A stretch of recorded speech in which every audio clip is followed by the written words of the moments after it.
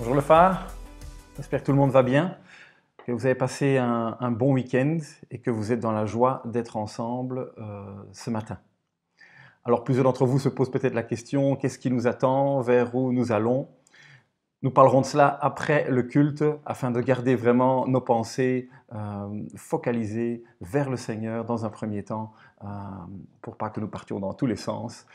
Mais c'est promis, après notre culte de ce matin, des annonces avec plus de détails sur la suite. Ce matin, nous avons le troisième volet d'une exhortation, d'un encouragement, d'un message de Yves au cœur de la volonté de Dieu. Comment connaître sa volonté? C'est ce qui sera abordé dans quelques instants. Ce matin également, Jonas et Perrine vont nous diriger dans un temps de louange. Alors ils ont choisi un chant, un hymne, Quel ami fidèle et tendre. Et en faisant une petite recherche, parfois vous faites peut-être savoir un petit peu l'origine de l'histoire qui est derrière les chants. Peut-être vous connaissez l'histoire derrière ce chant. Si pas, c'est un chant qui a été écrit au XIXe siècle. Et l'auteur est passé par un drame, un accident, un jour avant son mariage. Son épouse est décédée par noyade. Il a vécu d'autres drames par la suite. Mais il est resté accroché au Seigneur, malgré ces drames qu'il a vécus. Il est quelqu'un qui s'est engagé énormément auprès des pauvres, auprès des gens dans le besoin, des veuves, des malades. Et il a dit ceci, il a dit, peu importe ce qui peut venir vers nous dans nos vies, nous trouverons toujours le réconfort et la paix dans notre relation avec Jésus. C'est ce qui inspire ce chant qu'il a écrit. Et quel parallèle pour nous, pour cette période actuelle qui est peut-être plus difficile, plus compliquée pour beaucoup. L'apôtre Paul nous écrit dans la deuxième lettre aux Corinthiens, chapitre 1, versets 3 et 4, il dit « Béni soit le Dieu, le Père de notre Seigneur Jésus-Christ, le Père plein de compassion, le Dieu de tout réconfort. Il nous réconforte dans toutes nos détresses, afin que nous puissions réconforter ceux qui se trouvent dans la détresse, grâce à l'encouragement que nous recevons nous-mêmes de la part de Dieu. » Que ce temps ce matin, que ce culte soit un temps d'encouragement pour chacun d'entre nous et de réconfort peut-être si nous en avons particulièrement besoin. Je vous invite à la prière et après nous allons tourner nos cœurs vers le Seigneur avec Jonas et Perrine. Seigneur, merci pour ta parole qui nous dit que tu es le Dieu de tout réconfort. Seigneur, tu veux nous porter aujourd'hui encore dans tout ce que nous vivons, dans les incertitudes que nous avons, peut-être dans le chaos aussi dans lequel nous vivons. Seigneur, tu es là. Seigneur, prépare nos cœurs ce matin à comprendre mieux ta volonté et à nous accrocher à toi et à marcher à ta suite. Merci d'être cet ami fidèle et tendre vers qui nous pouvons nous tourner. Merci d'avoir inspiré ce chant à travers la souffrance de la vie d'une autre personne. Et ça nous parle aujourd'hui. Seigneur, parle à nos cœurs ce matin. Dans le nom de Jésus, nous te prions. Amen. Bonjour le phare, c'est parti pour un chant ce matin.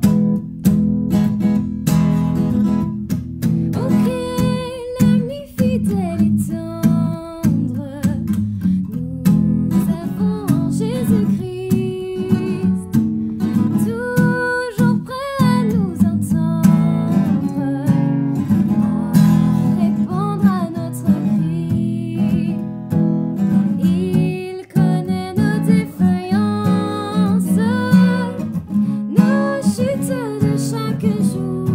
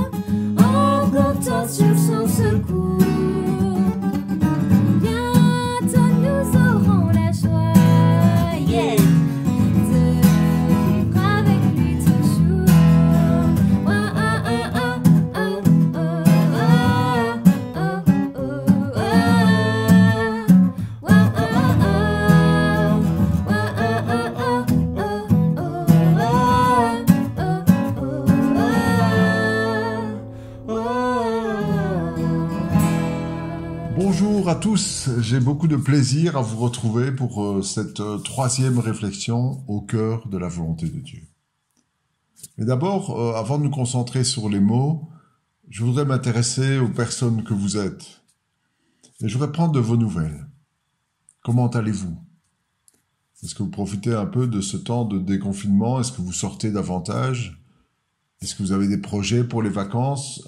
Est-ce que vous avez le projet de rencontrer des amis au restaurant? Plus que jamais, nos circonstances présentes nous ramènent à la question de la volonté de Dieu pour nos vies. Et c'est une question cruciale non seulement pour toutes les choses du quotidien, pour nos petits besoins au jour le jour, mais aussi pour les grandes décisions de nos vies, les grands desseins. Et cela nous place dans une perspective à long terme. Cette semaine, j'ai été bousculé par une question qui était posée dans une méditation quotidienne que je lisais. Et la question était celle-ci. Comment vous voyez-vous pendant les 10 prochaines années? Eh bien, je peux vous dire qu'on accorde à cette question beaucoup plus d'intérêt quand on a 60 ans que quand on en a 20. Et effectivement, j'ai dû me projeter dans ce qui pouvait m'arriver dans les projets de ma vie et en même temps mettre tout cela en relation avec la volonté de Dieu. C'est un bon test, cette question, pour savoir quelle place Dieu aura dans notre projet de vie. Alors nous sommes au cœur de la volonté de Dieu, c'est l'épisode 3. Mais que s'est-il donc passé dans les 2 premiers épisodes de la série? C'est le suspense. Eh bien, dans les 2 premiers épisodes, on a planté le décor. Et on a lu un texte central qui parle lui-même de discerner la volonté de Dieu, ce qui est bon, agréable et parfait. Et c'est ce texte de Romains chapitre 12, les versets 1 et 2. Je vous le lis à nouveau. Je vous recommande donc, frères et sœurs, à cause de cette immense bonté de Dieu, à lui offrir vos corps comme un sacrifice vivant, saint et qui plaise à Dieu. Ce sera là de votre part un culte raisonnable. Ne prenez pas comme modèle le monde actuel, mais soyez transformés par le renouvellement de votre intelligence pour pouvoir discerner la volonté de Dieu, ce qui est bon, ce qui lui plaît, ce qui est parfait. Et pour illustrer chacun des points que nous avons abordés dans notre série au cœur de la volonté de Dieu, nous avons pris l'image du code de la route et nous avons pris un panneau de signalisation pour illustrer chaque point. Et on a commencé par ce texte de Romains 12, mais plutôt que de commencer par le premier verset, on a abordé d'abord le verset 2, parce que le verset 2 nous permet d'éliminer 2 obstacles, de repérer 2 obstacles qu'il était essentiel de balayer si nous voulions être au cœur de la volonté de Dieu. Et ces 2 obstacles étaient ceux-ci. Il y avait tout d'abord la paresse spirituelle, représentée par ce panneau, et ensuite le refus d'obéir, représenté par le panneau de sens interdit. Et ça peut sembler évident, peut-être ces 2 obstacles, mais si nous voulons être au cœur de la volonté de Dieu, il faut vouloir la faire. Et avec notre refus d'obéir, bien souvent, nous sommes nous-mêmes le plus grand obstacle à la volonté de Dieu. Mais en même temps, nous avons dit que pour être au cœur de la volonté de Dieu, il faut être prêt à faire des efforts, à marcher sur un chemin qui est peu fréquenté, qui est un chemin étroit, resserré, mais comme dit Jésus, c'est un chemin qui mène à la vie. Alors je vous renvoie à notre culte du 29 mars et du 10 mai dernier pour les 2 premiers épisodes de la série. Alors maintenant, on va revenir à notre texte et on va aborder le verset 1. Et avec le verset 1, on va aborder cette question du comment. Comment connaître la volonté de Dieu? Ce sera tout le suspense de notre épisode et pendant, je dirais, ce partage, je vais encore vous emmener dans une révision du code de la route et cela nous permettra d'aborder ensemble 4 nouveaux panneaux. Alors on revient au verset 1, je vous recommande, c'est-à-dire je vous encourage, dit Paul, je vous exhorte donc, frères, par les bontés de Dieu, à offrir vos corps comme un sacrifice vivant, saint et qui plaise à Dieu. Ce sera là de votre part un culte raisonnable.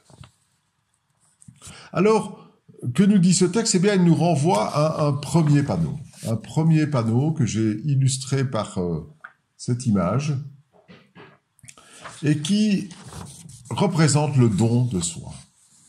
Pour connaître la volonté de Dieu, il faut s'offrir à Jésus. Alors pourquoi un panneau de sens unique? Bon, je vous le remonte, vous voyez, c'est un panneau, quand on y regarde d'un peu plus près, eh bien, il est cabossé. Il n'est pas parfait. Donc c'est un petit peu mon image aussi que je voulais mettre là. Et dans toutes ces bosses et dans toutes ces imperfections, eh bien, c'est un panneau qui quand même pointe vers le ciel. Il nous montre vers où et vers qui doit aller notre engagement complet. Sans engagement de notre part, il n'est pas possible de développer une étroite relation, une intimité, toutes ces choses qui sont propices à entendre la voix de Dieu. C'est Jésus dans le Sermon sur la montagne, dans la version de Luc au chapitre 6, qui dit ceci: « Pourquoi m'appelez-vous Seigneur ou pourquoi m'appelez-vous Rabbi, Maître, et ne faites-vous pas ce que je dis ?» Celui qui prend Jésus comme un sauveur va penser simplement et uniquement pardon de ses péchés, à une assurance pour l'au-delà, à la fin de la culpabilité. Mais celui qui prend Jésus comme un Seigneur, il lui offre sa volonté propre obstinée, entêtée, orgueilleuse, pour que Dieu modèle sa vie comme un potier modèle l'argile, ou autre image comme un souffleur de verre créé au départ du sable et du calcaire, qui sont des matières très, très banales, très basiques, très brutes. Eh bien, il crée un véritable chef-d'œuvre, Alors, il faut s'offrir, totalement. Et peut-être vous allez dire, mais moi, je voudrais bien m'offrir, je veux bien servir, je veux bien faire l'école du dimanche, mais je veux absolument pas être missionnaire, c'est pas pour moi. Ou alors vous vous dites, oh, mais je suis prêt à témoigner de Jésus-Christ, mais quand même, pas peut-être à ceux-là, hein, d'une autre religion, je veux dire, qui sont intransigeants, fanatiques, non, pas eux. Et, mes amis, si nous mettons des réserves à notre engagement, si nous en définissons nous-mêmes les contours, nous ne trouverons pas la volonté de Dieu. Dieu ne nous parlera pas. Ce qui est remarquable avec ce texte, c'est que celui qui l'a écrit, qui s'appelait Paul, l'apôtre Paul, il a dû connaître un choc véritablement brutal pour arriver à lui-même s'offrir à Jésus-Christ. Parce que quand il s'appelait Saul de Tarse, qu'il était un étudiant rabbinique, et puis qu'il est devenu un maître de la loi zélé, alors que tout le monde voulait quelque part un petit peu lui ressembler, tous les juifs pieux faisaient de lui leur modèle, Paul certainement croyait que ce qu'il faisait était au cœur de la volonté de Dieu. Et mieux que cela, certainement, si on avait pu écouter ses prières de l'époque, on aurait entendu qu'il demandait de la puissance spirituelle, du discernement, la capacité d'être un meilleur serviteur de Dieu. Tout cela, certainement qu'il le demandait. Mais ses prières étaient quelque part égocentriques parce qu'elles ne servaient qu'à avoir de lui-même une meilleure appréciation. Et souvent, nous sommes comme cela. Il a fallu que Paul soit renversé sur le chemin de Damas. Nous connaissons cette histoire dans Acte 9. Et quand il était jeté à terre, qu'il a reconnu que c'était Jésus qui lui parlait, qu'il l'éblouissait quelque part, eh bien Paul a fait une prière très rapide, une prière très, je dirais une prière instinctive, en 2 questions simples. Et répondre valablement à ces 2 questions, mes amis, que Paul a posées, c'est le programme de toute une vie de chrétien. Qu'est-ce que Paul a dit? Il a dit « Qui es-tu, Seigneur ?» Et la 2e question, quand il a découvert que celui qui lui parlait était vraiment Jésus, il a dit « Seigneur, que veux-tu que je fasse ?» Et Paul avait compris que l'obéissance à la volonté de Dieu commence par s'offrir. Que veux-tu que je fasse? Pas je sais moi-même ce qu'il faut faire, mais que veux-tu que je sache? Alors comment s'offrir? Eh bien, le texte nous dit par les bontés de Dieu, par les compassions de Dieu, c'est une autre traduction. C'est-à-dire que s'offrir devient beaucoup plus facile dès que nous avons compris ce que Jésus a fait pour nous. Et là, je voudrais vous partager un panneau non autorisé du code de la route. Mais celui-là, mes amis, je l'apprécie énormément. Et vous aurez compris pourquoi. Dans l'impasse où notre vie nous mène, où notre vie nous a conduits, Jésus se tient sur la croix. Et il nous dit, offre-toi à moi, moi qui ai offert ma vie pour toi. Et ça me fait penser à un moment agréable que nous avons passé avec Brigitte, avec Luc et Christine quand nous étions ensemble en Alsace et que nous nous sommes rendus dans le musée Interlinden à Colmar, surtout pour y voir un tableau extraordinaire, vraiment extraordinaire. C'est plus une série, une collection de tableaux qui était peinte par le peintre Matthias Grunewald. Et ce tableau s'appelle le Rétable d'Isenheim. On y voit la représentation du Christ dans toutes ses souffrances, le Christ sur la croix, dans toutes ses souffrances pour nous. Et je pensais à ce qui s'était passé dans la vie du comte Zinzendorf. En regardant ce tableau, le comte Zinzendorf, c'était cet homme allemand, ce comte allemand qui avait accueilli au XVe siècle, XVIe siècle, les frères moraves. Les frères moraves étaient persécutés, ils venaient justement de ce qui est aujourd'hui la Tchécoslovaquie. Et ils étaient persécutés, mis à mort, et s'étaient réfugiés en Allemagne. Et avant de les accueillir, Zinzendorf, il a une révélation. Il a vu un peu comme ce tableau, comme un tableau comme celui de Matthias Grunewald, le Retable d'Isenheim. Il a vu Jésus peint sur la croix. Et en regardant ce tableau, en se concentrant sur lui, il a entendu clairement une voix qui lui disait « Voici ce que j'ai fait pour toi. Et toi, qu'as-tu fait pour moi ?» Seigneur, que veux-tu que je fasse? Que veux-tu que je fasse? Alors, nous passons à notre deuxième panneau, toujours en rapport avec notre texte de Romains 12. Eh bien, je dirais ce deuxième panneau, il représente un feu de signalisation, et je l'ai choisi pour illustrer la parole de Dieu. La parole de Dieu. Elle est indispensable pour nous tenir au cœur de la volonté de Dieu. Alors pourquoi ce symbole du feu de signalisation? Eh bien, la parole de Dieu, elle agit comme ces feux. Nous avons dans notre vie de tous les jours, notre vie chrétienne, besoin de feu. De feu vert pour que nous puissions aller de l'avant, là, ou sur le chemin où nous sommes. De feu rouge pour que nous puissions être arrêtés. Attention, stop, tu te fourvoies. Ou même de feu orange qui attire notre attention, qui nous incite à la prudence et à rester attentifs dans notre marche de croyants. Alors, tellement de choses ont été dites que quand on doit aborder la parole de Dieu dans une prédication, on se demande, mais qu'est-ce qu'on pourrait bien ajouter qui soit reçu avec pertinence par un auditoire qui a déjà tant entendu sur le sujet. Simplement le petit rappel du psaume 119, verset 105, qui nous dit que c'est la Bible qui éclaire notre voie. Ta parole est une lampe à mes pieds et une lumière sur mon sentier. La Bible et la Bible seule, elle est la révélation de Dieu. La révélation de sa volonté. Peut-être qu'on aimerait avoir des gris-gris pour connaître la volonté de Dieu, des miroirs magiques. Ou alors on voudrait, vous savez, pour le moment on repasse à la télévision la série du Seigneur des Anneaux, alors peut-être que nous aimerions avoir un palantir. Alors palantir, c'est une grosse boule comme ça colorée dans laquelle les magiciens dans le Seigneur des Anneaux pouvaient voir l'avenir, des situations terrible. Alors tous ceux qui l'ont vu, ça évoque bien sûr quelque chose. Eh bien non, Dieu nous a donné la Bible. Toute la Bible, mais rien que la Bible. Lors de notre dernier groupe de maison, un cher ami nous disait, on abordait les chapitres difficiles de la vie de David, ceux qui sont compliqués dans ses relations familiales et dans ses relations filiales. Il y a beaucoup de meurtres, il y a beaucoup d'envie de pouvoir. Et cet ami disait, je ne sais pas, je ne vois pas quelle leçon spirituelle nous allons pouvoir retirer de tous ces textes qui sont tellement durs. Et puis on a fait notre partage et chacun a apporté quelque chose et chacun a mis en lumière le mauvais de l'homme mais aussi le bon de Dieu. Et à la fin, cet ami a concédé que même ces textes-là lui avaient appris quelque chose. Alors vous allez dire, oui, mais pratiquement, la Bible, est-ce qu'elle peut me montrer la volonté de Dieu sur le fait de, allez, on est en temps de crise, est-ce que je dois investir en actions ou en obligations, ou est-ce que je dois mettre mon argent dans la brique, ou est-ce que je dois acheter une maison ou la louer, ou quel métier ou quelles études vais-je choisir, dans quelle relation est-ce que je vais pouvoir m'engager? Eh bien, je vous répondrai simplement que la plupart de toutes ces questions que je viens d'évoquer, toutes celles que nous nous posons au quotidien, peuvent se résoudre par une simple lecture du Sermon sur la montagne ou des Proverbes.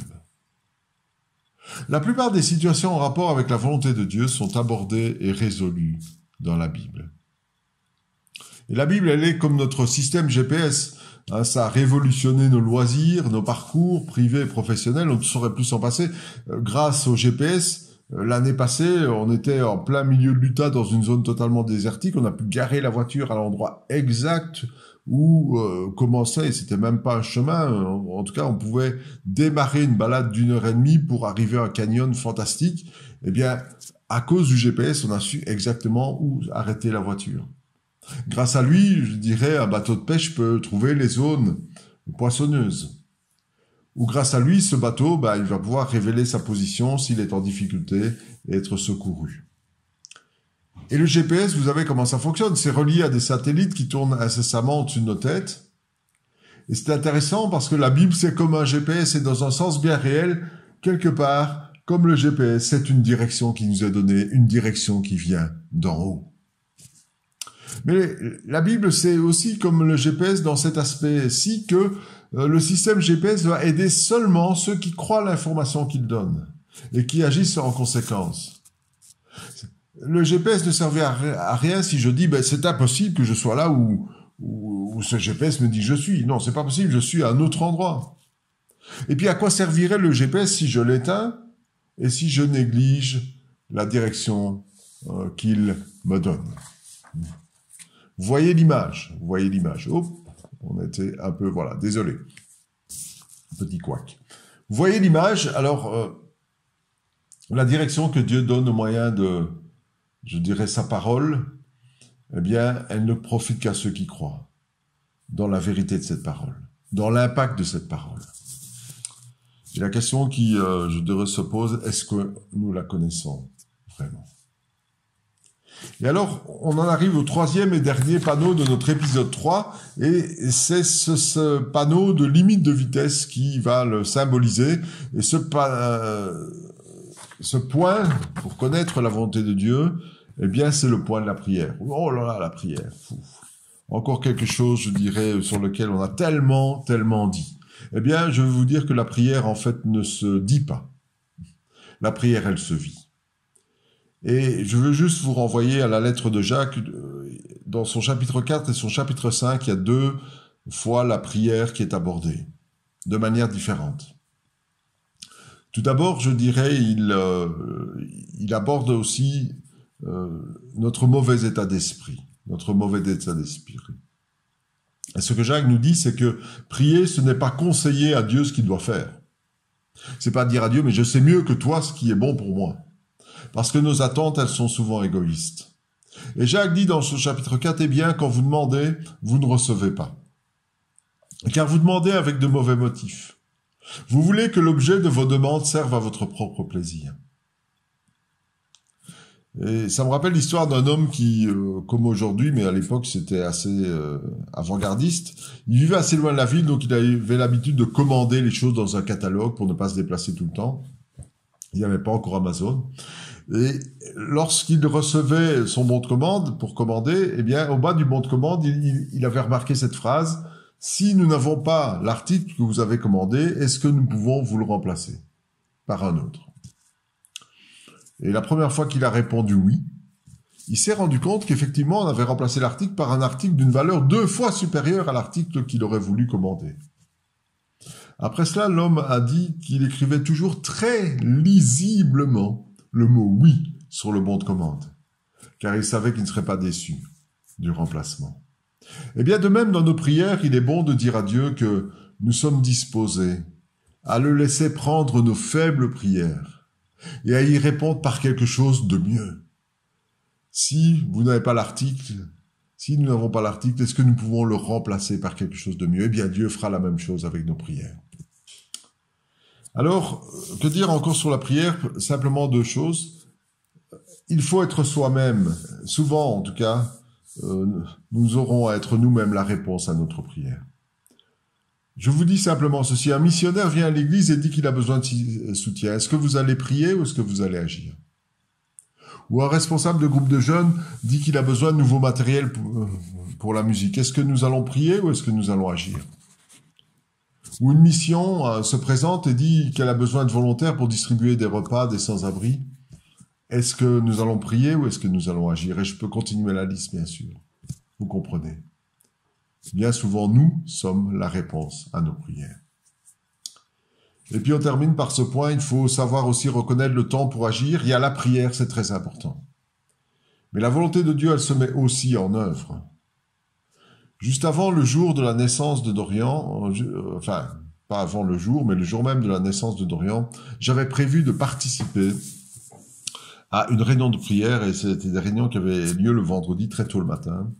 Voilà, et les responsables se retrouvaient, c'était assez loin. Et je me préparais à partir quand Brigitte me dit qu'elle ressent des contractions. Mais bon, vous savez comment ça va, les contractions, on en a parfois et puis il ne se passe rien. Et alors, voilà, elle dit, il faut se préparer à aller à l'hôpital. Je lui dis, t'es sûr que je dois pas aller à la réunion de prière? Et puis, voilà, prier, c'était tellement essentiel à ce moment-là. Mais Brigitte m'a répondu que c'était plus le moment de prier, mais que c'était le moment de partir à l'hôpital. Et c'est ce qu'on a fait, et on est arrivé juste à temps pour l'accouchement. Jacques 5 nous parle du prophète Élie. C'est l'autre partie sur la prière. Il dit, quand un juste prie, sa prière a une grande efficacité. Élie, c'était un homme tout à fait semblable à nous. Il pria avec insistance pour qu'il ne pleuve pas. Et pendant 3 ans et demi, il ne tomba pas de pluie sur le sol. Puis il pria de nouveau, et le ciel redonna de la pluie, et la terre produisit ses récoltes. Dans le livre des rois, quand on lit exactement le contexte de ce passage, on voit ce moment où Élie s'arrête de prier pour se mettre en route, aller trouver le roi Akab, et puis dans la suite directement affronter les prophètes de Baal. Il y a des moments où le temps d'agir est arrivé, où rien ne sert de crier à Dieu, où c'est le moment de sortir de la prière pour agir. Si Dieu nous a déjà dit ce qu'il faut faire, si Dieu nous a fait connaître sa volonté, ne perdons pas de temps à lui redemander. Voilà, on va s'arrêter ici. Rendez-vous à l'épisode 4 qui sera le dernier de notre série. Et puis je vous souhaite bonne route au cœur de la volonté de Dieu. Merci Yves pour ce message, cet encouragement à apprendre à connaître la volonté de Dieu dans nos vies et à la suivre. Merci Seigneur pour cela, c'est précieux pour nous. Alors le phare, cette semaine, nous clôturons notre parcours de lecture dans le livre des Nombres. Apprendre là aussi à suivre Dieu, à lui obéir, à comprendre sa volonté, comme le peuple d'Israël et d'autres avant nous ont dû apprendre à écouter Dieu, comprendre ce qu'il voulait leur dire. On voit que ce n'était pas facile par moments, mais on voit comment Dieu est, comment Dieu agit, comment Dieu est patient et comment Dieu guide et dirige. Donc on clôture jeudi cette semaine, on espère que vous avez un beau parcours. Alors peut-être vous avez envie de poursuivre, parce que vous avez aimé l'outil, la manière dont il est rédigé. Je vous invite à l'arrière de l'outil à regarder le site internet xl6.com et vous tapez simplement 30 jours dedans et vous verrez, il y a une quinzaine d'autres ouvrages qui ont un peu le même format, la même approche. Peut-être un thème attirera votre attention pour l'été, pour la suite, pourquoi pas prolonger par 30 jours de plus, pourquoi pas en faire peut-être une habitude pour l'année qui vient, d'avoir une série d'ouvrages comme ça pour vos méditations personnelles. Saisissez l'occasion. Si vous avez besoin que l'Église vous aide pour commander, n'hésitez pas à nous contacter, nous vous rendrons ce service avec joie. Alors la grande question du jour, qu'est-ce qui vient par la suite? Dans quelle direction allons-nous avec l'Église? Et donc, merci pour vos prières, tout d'abord, pour l'équipe pastorale et le cœur de l'Église. Nous nous sommes effectivement réunis vendredi soir. Pendant quelques heures, nous avons pris le temps de vraiment réfléchir, prier ensemble et échanger nos avis par rapport à, on va dire, ce labyrinthe compliqué, les directives légales, les directives du synode, des églises protestantes. On a également donné des coups de téléphone à d'autres églises pour voir comment d'autres s'y prenaient, quelles étaient leurs réflexions. Alors ça va dans différentes directions, différentes réflexions.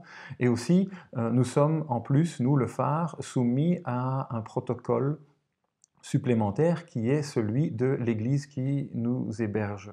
L'église adventiste roumaine, c'est leur bâtiment et nous n'avons toujours pas à ce jour reçu leur protocole de ce que eux décident et ce à quoi nous devrons nous soumettre dans leur bâtiment. Donc cela complique un petit peu le processus de prise de décision, mais nous n'avons pas rien fait pour autant. Je vais vous annoncer quand même quelques décisions qu'on est arrivé à prendre, mais il faut que vous sachiez, nous avons reçu une dizaine de pages de directives. Il y a ce qui a été annoncé dans les médias, aux journaux télévisés, et puis il y a tous les détails propres au culte et différents quelque part un petit peu pour chaque culte, car les pratiques sont différentes dans les différents cultes, différentes religions. Et donc voilà, donc nous avions pas mal de pages et un grand point, vous en avez peut-être entendu parler, c'est la notion de 10 mètres carrés par personne, ce qui veut dire que nous, notre bâtiment, selon la manière dont on mesure, et là encore il faut s'entendre aussi, on va passer de 18 à peut-être 25 personnes. Ce qui est peu, bien évidemment, à l'interdiction de chanter, l'interdiction d'aller aux toilettes, voilà, beaucoup de détails et qui donnent l'impression que c'est quand même beaucoup, et qui nous poussent dans une réflexion aussi au niveau pratique et logistique, à partir du moment où il faut organiser ces choses, un staff minimum, des rapports à écrire, des listes de présence, voilà, toute une série de choses assez contraignantes, tout en sachant, et c'est là notre première décision, que le 1er juillet, il semble que ce qui se prépare est un assouplissement nouveau des mesures. En tout cas, nous l'espérons. Nous avons déjà entendu, par exemple, qu'à partir du 1er juillet, on passe pour les lieux de culte de 100 à 200 personnes. Vous avez bien compris que 100 personnes, uniquement un bâtiment de 1000 mètres carrés va pouvoir abriter 100 personnes. Et donc, nous avons 200 mètres carrés à Braine-l'Alleud. Ce n'est pas avec cela que nous irons jusqu'à 100 personnes, sauf si nous commençons à interpréter les choses différemment. Tout cela est compliqué. Et donc nous avons décidé, avec l'équipe pastorale et le cœur de l'Église, d'attendre les nouvelles du 1er juillet pour prendre la décision. D'ici là, nous aurons normalement le protocole également de l'Église adventiste qui nous permettra de pouvoir avoir les deux informations pour encore mieux décider. Deuxième décision que nous avons prise, c'est de vous encourager. Déjà maintenant. Donc ça veut dire que nous allons continuer nos mini-cultes maintenant jusqu'au 1er juillet. Ça, c'est une chose certaine. Deuxième chose, c'est de vous encourager, vous, maintenant, à peut-être élargir les bulles, on va dire les bulles mini-cultes. C'est-à-dire, invitez peut-être 2-3 personnes dans votre bulle pour vivre le mini-culte ensemble. Plutôt que de le regarder chez vous à la maison, commencez déjà à vous réouvrir. Vous l'avez peut-être déjà fait avec vos familles, priorité à la famille, mais vous avez peut-être encore un peu de place dans votre bulle pour peut-être vous joindre à 2 autres personnes ou à 4 autres personnes parce que vous n'êtes pas encore à ce quota de 10 par semaine qui peut changer et changer d'une semaine à l'autre. Donc voilà, là on vous encourage vivement à peut-être ne plus vivre vos mini-cultes seul, mais d'aller vers d'autres. Donc prenez votre téléphone, appelez quelqu'un, proposez, et voilà, on trouve que c'est quelque chose, c'est une belle étape pour sortir déjà de cet isolement et de se retrouver avec d'autres de l'Église. Troisième décision qui a été prise, c'est nous voulons faire un sondage de l'Église. Un sondage qui va vous parvenir début de semaine maintenant. Nous voudrions connaître votre tendance personnelle par rapport justement à une reprise. Est-ce que certains veulent exprimer le fait qu'ils ne souhaitent pas encore revenir maintenant, qu'ils attendent? Voilà, tout le monde vit ces choses d'une manière différente et nous voudrions voir quelle est la tendance dans l'Église, un nombre précis de personnes qui nous aidera dans le processus de décision. Également, parce que nous réfléchissons à reprendre les groupes de maison, reprendre peut-être même les cultes organisés d'une manière différente dans les maisons. Donc voilà, on a analysé pas mal de choses, on a des scénarios qui ont déjà été mis un peu sur papier en réflexion, avec les tenants, les aboutissants, les choses plus difficiles. Voilà, donc on a fait le tour de ces choses, on a fait l'exercice, mais recevoir des données de votre part va nous aider. Par exemple, également, c'est les vacances, l'été qui approche. Donc nous savons, chaque année, l'été, le rythme est différent pour chacun d'entre nous. Nous avons des fois supprimé l'un ou l'autre de nos cultes. Maintenant, mais voilà, on sort d'une saison où on n'a pas pu se voir, donc c'est peut-être pas le moment d'avoir le grand vide de l'été maintenant, et donc on est très conscient de cela.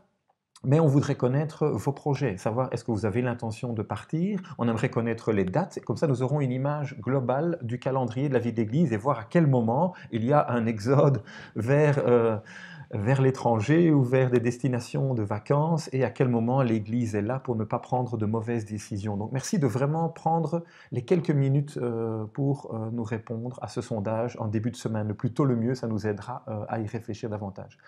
Alors comme je vous le disais, l'heure n'est pas à ne rien vivre et d'avoir le gros trou de l'été.